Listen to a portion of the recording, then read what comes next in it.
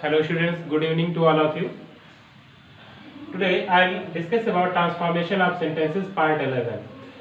आज की क्लास में हम सीखेंगे कि कैसे remove of adverb to means if there will be given adverb to in a sentence, how will you remove it and how will you change it, how will you transform this type sentences. Okay, means ऐसे sentences को कैसे transform करेंगे जिन sentences में to दिया होगा. तो पहला rule होता है कि remove of adverb too means adverb too को रिमूव करके हम सेंटेंस को ट्रांसफॉर्म करेंगे.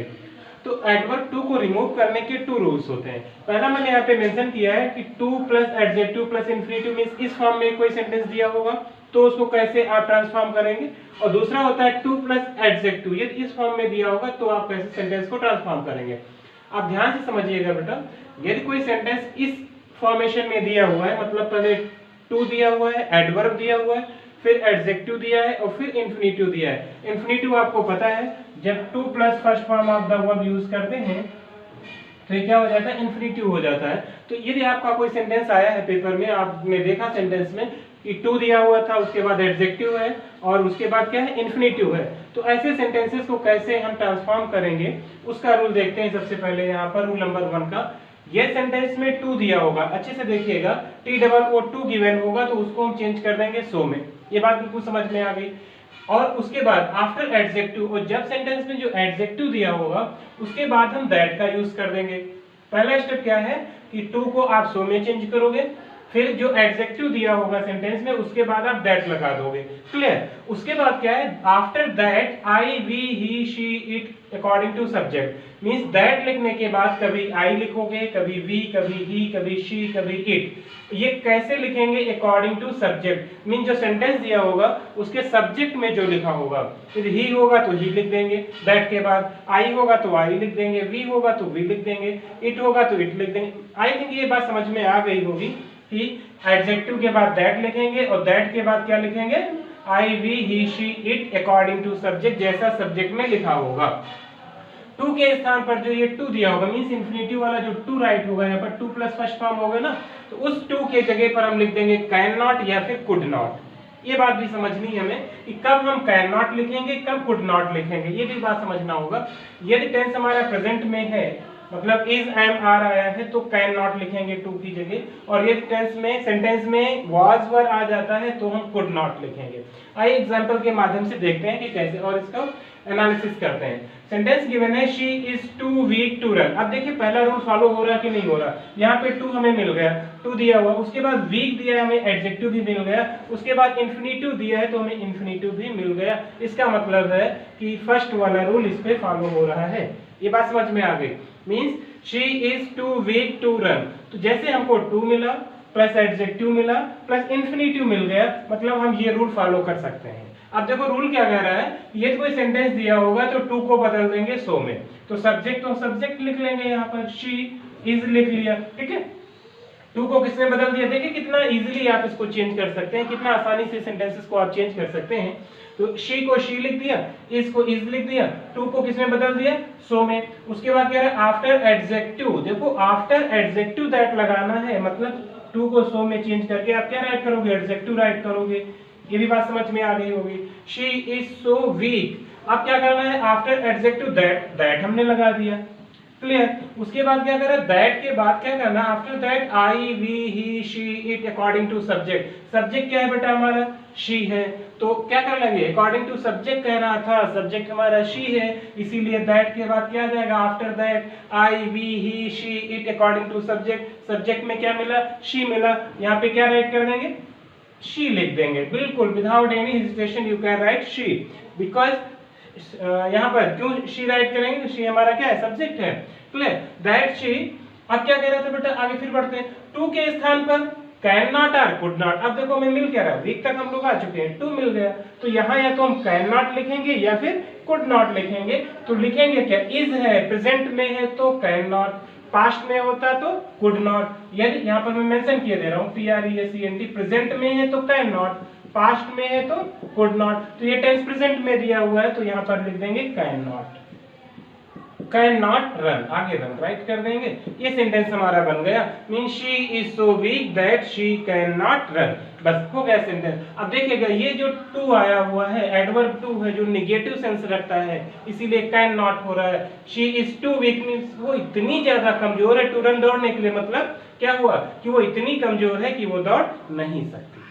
क्लियर। एक और सेंटेंस देखते हैं यहाँ पर हम लोग, सेकेंड सेंटेंस भी गिवन है तेरा he is too old to walk. अब देखिए कौन सा रूल हमें मिल रहा है, टू मिल गया ना बेटा, एडजेक्टिव मिल गया, फिर हमें इन्फिनिटिव भी मिल गया, मतलब पहला वाला ही रूल फॉलो हो रहा है इसमें भी। तो वही कर लेंगे, ही को ही लिखेंगे। देखिए कितनी आसानी से समझ में आ रहा होगा आपको। ही को ही लिख दिया हमने, इसको इज लिख दिया और टू फिर आ गया, यहाँ पे लिखा हुआ है, टू को किसमें बदल देंगे, सो में चेंज कर देंगे, तो ये हमारा क्या हो गया, सो हो गया। क्लियर हुआ। अब दूसरा रूल क्या कह रहा है कि टू के बाद हमें यहाँ एडजेक्टिव गिवन है, तो जब एडजेक्टिव दिया होगा तो कह रहा था आफ्टर एडजेक्टिव हम दैट का यूज करेंगे, तो इसका मतलब है सो के तुरंत बाद हम एडजेक्टिव राइट करेंगे, तो ही इज सो ओल्ड हो गया। अब इसके बाद क्या राइट कर देंगे, कह रहा after adjective we should use of connecting word that, तो यहाँ पे हमारा दैट हमको मिल गया। ये भी बात समझ में आ गई, means he is so old that. आगे बेटा क्या कह रहा है, देखो ये अकॉर्डिंग टू हमारा हो गया, after that I we he she it लिखेंगे, तो अब सब्जेक्ट हमारा क्या है, ही है, तो ही हमने राइट कर दिया, है ना। उसके बाद क्या कह रहा है रूल, देखो टू के स्थान पर कैन नॉट या कुड नॉट, तो टू आ गया। अब टू के स्थान पर क्या लिखेंगे, कैन नॉट लिखेंगे। अब हम कैन नॉट लिखेंगे क्यों, क्योंकि प्रेजेंट में दिया हुआ इज दिया हुआ है, आगे बच क्या रहा है वॉक, तो वॉक यहाँ पे राइट कर दिया। मीन सेंटेंस हमारा क्या बन गया, he is so old that he can not walk. I think ये भी समझ में आ गया होगा आपको अच्छे से। एक सेंटेंस और देखते हैं यहाँ पे, the father was too weak to control his sons. Father इतने कमजोर हैं कि अपने बच्चों को कंट्रोल करने के लिए, बहुत कमजोर, कहने का मतलब फादर इतना कमजोर है कि अपने बच्चों को कंट्रोल नहीं कर सकते थे। देखिए यहाँ वाज दिया हुआ, ध्यान रखिएगा, तो क्या बनाएंगे, द फादर को द फादर राइट करेंगे,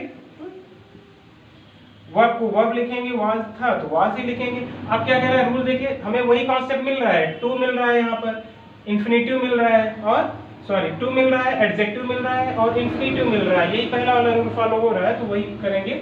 तो क्या करेंगे, द फादर लिख लिया, वाज को वाज लिख लिया, टू को किसमें बदल देंगे, सो में बदल दिया। क्लियर। आफ्टर एडजेक्टिव दैट लगा दो, तो यहाँ एडजेक्टिव हम राइट कर लिए वीक, इसके बाद क्या रहा है, इसके बाद दैट लगा दो, तो दैट लगा दिया हमने, ठीक है, सो वीक दैट। उसके बाद क्या करें, after that I we he she it लगा दो, जो भी सब्जेक्ट हो, फादर आए हैं, पापा जी आए, पापा जी के क्या लिखेंगे, ही लिखेंगे ना, तो यहाँ पर ही लिख दिया, ठीक है, दैट ही। अब टू को किसमें बदलने के लिए कह रहा था, या तो टू के स्थान पर कैन नॉट लिखेंगे या फिर कुड नॉट लिखेंगे, तो ध्यान देंगे यहाँ पर इज एम है या वाज वर है, तो पास्ट में है, तो पास्ट में क्या लिख देंगे हम यहाँ पर, टू की जगह कुड नॉट। बस ये डिफरेंस समझना है हमें बेटा, could not control his sons. I think clear हो गया होगा। यहाँ पर हमने कुड नॉट लिखा, क्यों लिखा, क्योंकि यहाँ पर पास्ट में गिवन है, इसलिए हमने कुड नॉट लिखा है। एक और सेंटेंस यहाँ पर देखते हैं, he is too will to do anything, तो कह रहा ही इज, तो ही को ही राइट किया, इज को इज राइट किया, टू वही रूल, टू मिल गया, एडजेक्टिव मिल गया, इन्फिनिटिव मिल गया, पहला रूल फॉलो हो रहा है, two plus adjective plus infinitive, बिल्कुल कुछ समझना ही नहीं है, बिल्कुल उसी पे चलते चले जाएंगे। टू को अब रूल इधर मेंशन कर दिया मैंने, कब क्या करना है आपको, कुछ नहीं करना, सिर्फ देखना और आंसर राइट कर देना। टू को किस में चेंज कर दो, सो में चेंज कर दो, टू हो गया ना। आफ्टर एडजेक्टिव एडजेक्टिव राइट कर लेंगे, आफ्टर एडजेक्टिव दैट लगाना, दैट लगा दिया। आई थिंक याद हो गया होगा, आफ्टर एडजेक्टिव दैट लगा दिया, उसके बाद क्या करा, दैट के बाद आई वी ही शी इट लगाना है, तो सब्जेक्ट में क्या है, ही है, तो हमने ही लगा दिया। अब देखो टू को किसमें कह रहा है, तो कैन नॉट में, कुड नॉट में, तो कैन नॉट हम लगाएंगे, क्यों कैन नॉट लगाएंगे बेटा, क्योंकि यहाँ पर प्रेजेंट में दिया हुआ है, तो can not do anything, can not do anything, ये हमारा आंसर हो गया। He is so ill that he can not do anything. I think ये फर्स्ट रूल हमारा क्लियर हो गया होगा। फर्स्ट रूल में भी ये फर्स्ट था, फर्स्ट का फर्स्ट, एक फर्स्ट का सेकंड रूल दिया हुआ, हम इसके बारे में डिस्कस करेंगे। देखिए ये कह रहा है कि ये सब्जेक्ट इट है, तो उसमें यूज जो वाक्यांश होगा फॉर मी, कहने का मतलब ये है कि यहाँ पर हम देखें सब्जेक्ट क्या है, सी है, यहाँ पर भी क्या था, द फादर था, यहाँ पर ही है, यहाँ पर ही है, तो ये लिविंग थे, मतलब ही शी ये सब क्या है, दे, ये सब लिविंग के लिए यूज हो रहे हैं। यहाँ पर कोई नेम आ जाए, बट अब इस रूल में कह रहा है यदि कोई नॉन लिविंग सब्जेक्ट हो, बात समझ में आ रही है ना, यदि सब्जेक्ट की जगह पर मीन्स कोई नॉन लिविंग थिंग हो या इट हो, तो ऐसे सेंटेंसेस को हम कैसे चेंज करेंगे, इसके बारे में ये सेकंड रूल है। कह रहा है कि यदि सब्जेक्ट इट हो, या तो इट आएगा या फिर कोई नॉन लिविंग थिंग आ जाए, उसके लिए भी हम इट का ही यूज करते हैं। तो उसमें यूज वाक्यांश, तो बीच सेंटेंस में उसमें ये वाक्यांश दिए होंगे। फॉर मी दिया होगा तो फॉर मी की जगह हम आई राइट कर देंगे, फॉर हिम होगा तो ही हो जाएगा, फॉर अस होगा तो वी हो जाएगा, फॉर हर होगा तो शी हो जाएगा, फॉर देम होगा तो दे हो जाएगा। आपको एक कॉन्सेप्ट समझ में आ रहा होगा कि यदि ऑब्जेक्टिव केस होगा इधर फॉर के साथ तो उसका सब्जेक्टिव केस हो जाएगा। बस कुछ नहीं समझना है। मी का सब्जेक्टिव केस नॉमिनेटिव केस क्या होता है? आई होता है, हिम का ही होता है, अस का वी होता है, हर का शी होता है, देम का दे होता है। तो ये वर्ड ये दिए होंगे सेंटेंस के बीच में तो किसमें बदल जाएंगे? इनमें चेंज हो जाएंगे। क्लियर? आइए एग्जांपल देखते हैं। The tree is too high for me to climb. देखिए द ट्री आ गया। अब द ट्री क्या है? नॉन लिविंग है ना, तो इसके लिए हम इट का यूज करेंगे, बट यहां पर हम द ट्री ही राइट करेंगे। द ट्री इज, टू को वही रूल यूज करेंगे, सो में बदलेंगे। यहां भी टू को सो में बदल रहे थे, यहां भी टू को सो में बदल रहे थे। उसके बाद यहां भी हम एडजेक्टिव राइट कर रहे थे, यहां भी एडजेक्टिव राइट करेंगे। The tree is so high, यहां तक तो बिल्कुल सेम रूल है जो पहले रूल में था वही था। अब यहां पर देखो फॉर मी आ गया। अब हम करते क्या थे? यदि हम ये रूल देखें, यहाँ पर टू को सो में बदलते थे, एडजेक्टिव के बाद दैट लगाते थे, ठीक है, और यहाँ पर फिर दैट के बाद आई वी ही शी। तो यहाँ तक तो सेम था, the tree is so high that. ये प्रॉब्लम तो बिल्कुल एक जैसी ही है, जैसे वहां हम सॉल्व करते थे वैसे यहाँ सॉल्व करेंगे। बट अब प्रॉब्लम क्या आती है कि यहाँ पर जो ये फॉर मी आ गया है, यहाँ पर हम क्या करते थे, जैसा सब्जेक्ट होता था उसी के अकॉर्डिंग हम क्या कर लेते थे? आई लिख लेते थे। कभी यहाँ पर दैट के बाद क्या लिखते थे? आई वी ही शी इट। तो बात वही है, यहाँ जब फॉर मी आ गया तो इसको हमने आई में चेंज कर दिया, वही तो रूल कह रहा है। यदि यहाँ फॉर मी आ जाए तो आई में बदल देना, अब पूरा रूल वही हो जाएगा। The tree is so high that I. अब इज है तो प्रेजेंट में है तो फिर वही can not climb, can not climb. ठीक है, कोई दिक्कत नहीं है, सेम वही रूल है। बस करना क्या है कि यहाँ पर क्या था? फॉर मी आया हुआ है तो आई में बदल गया, तो वही सेंस हो गया। दैट ट्री के लिए हम इट नहीं लिखेंगे, that it can not climb, ऐसा नहीं करेंगे यहाँ पर। ठीक है, अगला सेंस देखिए, it was too hot for him to go out. तो सेम वही रूल फॉलो करेंगे, इट को इट लिख देंगे, वाज को वाज करेंगे, टू को सो करेंगे, एडजेक्टिव राइट करेंगे। अब देखो फॉर हिम आ गया, जब फॉर हिम आ जाएगा तो किसमें बदल देंगे? इसको ही में बदल देंगे। तो it was so hot that he. अब देखो यहाँ पास्ट आ गया, पास्ट वॉज गिवन है तो कुड नॉट हो जाएगा बेटा, ये ध्यान रखिएगा बिल्कुल। Could not go out, could not go out. एक सेंटेंस और देखते हैं हम लोग। The box is too heavy for me to lift. तो the box non living thing है, फिर से द बॉक्स इज, टू को किसमें बदलोगे? सो में, हेवी को एडजेक्टिव हेवी ही लिखेंगे और यहाँ पर दैट लगा देंगे। ये तो बिल्कुल सेम वही। फिर फॉर मी आ गया तो फॉर मी को किसमें चेंज कर देंगे? आई में। अब यहाँ प्रेजेंट है, इज गिवन है तो कैन नॉट हो जाएगा, that I can not lift, I can not lift. Means the box is so heavy that I can not lift. तो ये हमारा आंसर होगा। तो ये था बेटा रिमूव ऑफ एडवर्ब टू।